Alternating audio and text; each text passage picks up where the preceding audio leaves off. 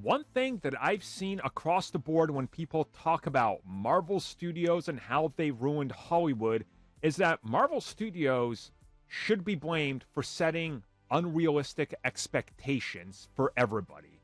And honestly, I partially agree with this because you constantly got to go bigger, and the moment you go smaller, the fans turn away.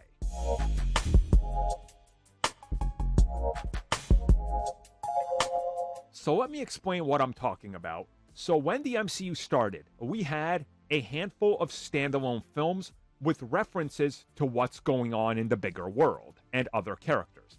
And then we got to the Avengers. And after the Avengers, we followed with a few standalone films. And the common complaint among many people was, hey, why doesn't Captain America go help Iron Man? Why doesn't Iron Man show up and help Captain America? Why doesn't the Hulk show up and help Thor when he's on Earth? Why doesn't Thor just show up and help Iron Man when he's in trouble, and so forth? And this only got more and more problematic the more they introduced, the more characters that showed up. And sure, there was crossovers and references, and, you had, like, the Falcon show up in Ant-Man. But again, people wanted more. Every subsequent Avengers film, things got bigger. They get bigger. The scope gets bigger, and people expect more. And then those films that follow get the same criticism. So Marvel started to toss in characters. The Hulk just becomes another cast member of a Thor film. Doctor Strange is joined by the Scarlet Witch. Spider-Man goes from being a smaller street-level hero to going to Europe to teaming up with Multiverse Spider-Man. Everything is going bigger. So now, when you have a smaller scale film, it's not making as much money because people just expect non-stop, bombastic, go bigger, go home type mentality because that's what we've been trained for. And you see the exact opposite of this that happened with the DCEU.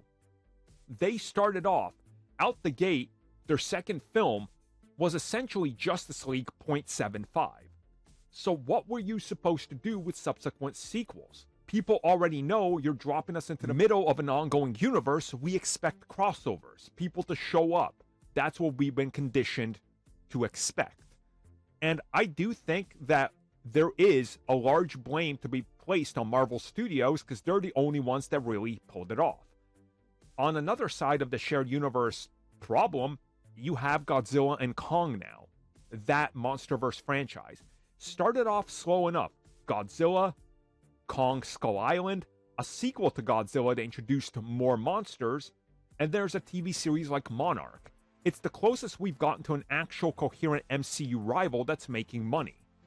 But again, expectations now, if you look at the interviews, they're talking about it. Well, we're going to make another Godzilla and Kong film. And then they said, we're not sure we can go back to a standalone Kong or a standalone Godzilla because the audiences aren't expecting that. The audiences just now expect, hey, you see Godzilla?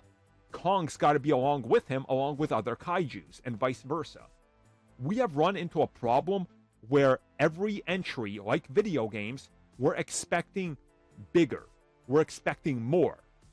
More of everything. Bigger size and scope.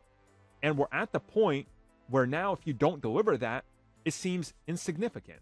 And people don't want to see it because they want the big blockbuster.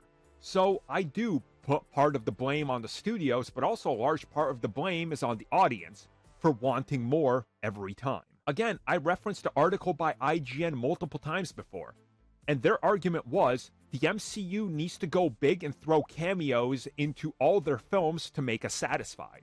But then a few weeks later, they publish another article saying the MCU has lost its way and needs to go back to being small and personal.